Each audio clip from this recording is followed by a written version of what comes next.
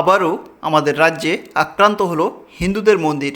এই ঘটনাটি ব্যারাকপুরের হালিশহর থানার বৈদ্যপাড়া ঘাটে অবস্থিত শিব মন্দিরের। গতরাতে এই শিব মন্দির ভাঙচুর করেছে কিছু দুষ্কৃতী। ভিডিওতে পরিষ্কার দেখতেই পাচ্ছেন শিবলিঙ্গ ভেঙে পাশে পড়ে আছে এবং ঘরের সমস্ত দেবদেবীর মূর্তিকে ভেঙে টুকরো টুকরো করে দিয়েছে কিছু দুষ্কৃতী। আর এই ঘটনার পর ভারতীয় জনতা পার্টির নেতা কৌস্তব বাগচি সমস্ত ঘটনার সত্যতা তুলে ধরলেন সাংবাদিকদের সামনে। গতকাল আপনারা জানেন যে কিছু জেহাদিদের আক্রমণে, আমাদের কাছে স্পেসিফিক খবর আছে বেশ কিছু জেহাদিদের আক্রমণে এই বৈদ্যপাড়া যে ঘাট এখানে সেইখানে শিব মন্দিরে সেখানে ভাঙচুর হয়, শিবলিঙ্গ ভাঙচুর হয়। এবং সেটাকে দেখার জন্য আমাদের ভারতীয় জনতা পার্টির নেতা, আমাদের জেলার নেতা, নৈহাটি বিধানসভা উপনির্বাচনে প্রার্থী ছিলেন রূপক মিত্র সহ দলের অন্যান্য নেতৃত্ব সেখানে যায়। যাওয়ার পরে তাদেরকে মারধর করা হয়। রূপকবাবু এই মুহূর্তে বর্তমানে এইমসে চিকিৎসাধীন।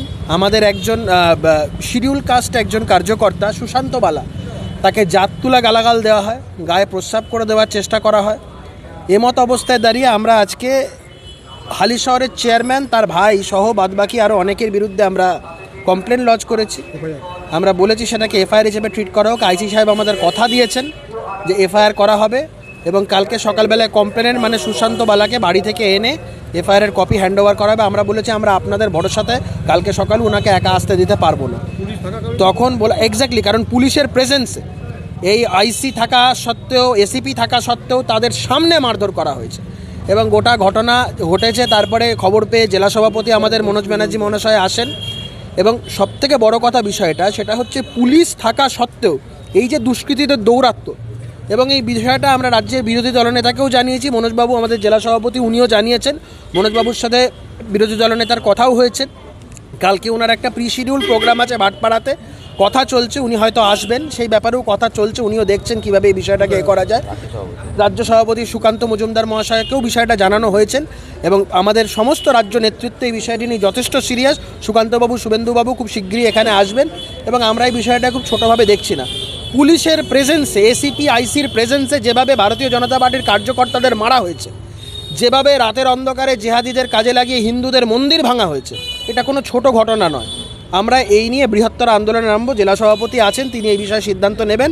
যেভাবে তিনি, আমরা কমপ্লেন লজ করেছি প্রথমে পুলিশ, এই একদম এখানে নাম আছে চেয়ারম্যানের নাম, হালিশহর মিউনিসিপ্যালিটি শুভঙ্কর ঘোষ, তার ভাই পাপন ঘোষ সহ অসীম কুণ্ডু, সমরেশ মালো, সোমনাথ গাঙ্গুলি, ঝন্টু চক্রবর্তী, সর্বজিৎ বটব্যাল, তারক দাস। 1 2 3 4 5 6 7 8 টোটাল 8 জন, চেয়ারম্যান আর চেয়ারম্যানের ভাইকে নিয়ে 8 জনের বিরুদ্ধে এফআইআর লজ করেছি আমরা। কালকেই সকালে এফআইআরের কপি দেবে এবং এখানে schedule caste, schedule tribe atrocity অ্যাক্টেরও সেকশনস ইনভোক করার কথা আমরা বলেছি, কারণ সেই ধরনের ঘটনাও এখানে ঘটেছে। আমাদের একজন এসসি কার্যকর্তা সুশান্ত কুমার বালা, তাকে জাত তুলে গালাগাল দেওয়া হয় এবং গায়ে প্রস্রাব করে দেওয়ার মতন চেষ্টা করা হয়। বর্তমানে তিনি চিকিৎসাধীন, এইমসে ভর্তি। আমরা যাব, মনোজদা দেখে এসছে, আমিও যাবো, এরপরে দেখে আসবো রূপবাবুকে। কৌস্তব বাগচি, মুখপাত্র, পশ্চিমবঙ্গ বিজেপি। শিব মন্দিরে ভাঙচুর করার প্রতিবাদে বিজেপি কর্মীরা বিক্ষোভ দেখালে তাদেরকে চুপ করানোর জন্য ব্যাপক মারধর করা হয়। এমনকি তাদের কয়েকজন বর্তমানে হসপিটালে ভর্তি আছে বলে জানান কৌস্তব বাগচি। আর বিজেপি কর্মীদের ওপর এমন মারধরের অভিযোগে তৃণমূলের হালিশহরের চেয়ারম্যান সহ বেশ কয়েকজন, অর্থাৎ অসীম কুণ্ডু, সমরেশ মালো, সোমনাথ গাঙ্গুলি, ঝন্টু চক্রবর্তী, সর্বজিৎ বাতোয়াল, তারক দাস, শুভঙ্কর ঘোষ, এদের নামে এফআইআর জমা দিয়েছে বিজেপি দলের পক্ষ থেকে। তবে যারা মন্দির ভাঙচুর করেছে তাদেরকে এখনও চিহ্নিত করে অ্যারেস্ট করতে পারেনি পুলিশ। তবে মন্দির ভাঙচুরের প্রতিবাদ করায় উল্টে তৃণমূলের নেতারা বিজেপি কর্মীদের পেটালো। তবে রাজনীতি করতে গিয়ে নিজেদের আরাধ্য দেবতার মন্দির যারা ভাঙল তাদেরকে না পিটিয়ে বিজেপি কর্মীদের পেটালো তৃণমূলের এই সমস্ত নেতারা। এই ঘটনা থেকে বুঝতেই পাচ্ছেন আর 5-10 বছরের মধ্যে পশ্চিমবঙ্গের হিন্দুদের আরও কোণঠাসা হতে হবে যদি এভাবেই চলতে থাকে রাজ্যে। ভিডিও শেষে আপনাদের প্রত্যেকের মতামত অবশ্যই জানাবেন এবং চ্যানেলটিকে সাবস্ক্রাইব করে পাশে থাকবেন।